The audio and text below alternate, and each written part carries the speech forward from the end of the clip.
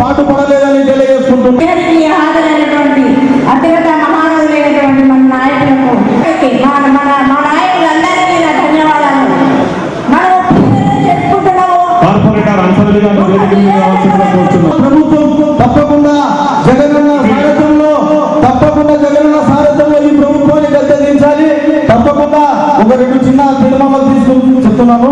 కడపకు యూనివర్సిటీ కావాలా, యునాని యూనివర్సిటీ గారిని మాట్లాడవలసిందిగా కోరుచున్నాము.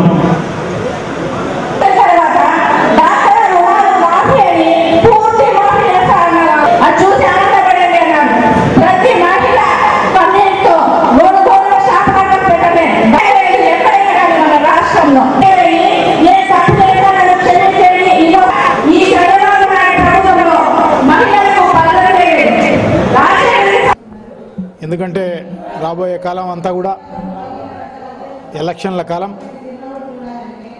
ఈ ఎలక్షన్ల కాలంలో పార్టీ ఎంత బాగా కార్యకర్తలు ఎంత బాగా యాక్టివ్గా ఉంటారో అంత బాగా ఈ ఎన్నికల యుద్ధంలో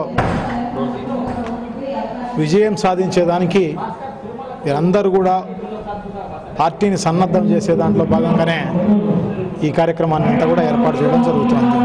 అందరినీ మోసం చేసి ఆయన ముఖ్యమంత్రి అయింది ఎందుకంటే డబ్బుల కోసం మాత్రమే ముఖ్యమంత్రి కావడం జరిగిందనమాట.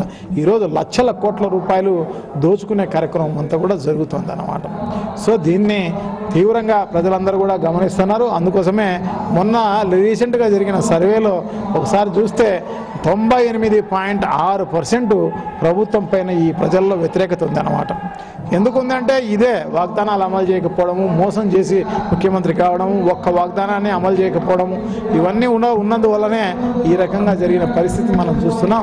సో తప్పకుండా ప్రజలు చేసిన తప్పును తప్పకుండా సరిదిద్దుకునే కార్యక్రమంలో భాగంగానే జగన్మోహన్ రెడ్డి గారిని భవిష్యత్తులో ముఖ్యమంత్రిని చేయాలా అని చెప్పేసి ప్రజలందరూ కూడా భావిస్తున్నారు.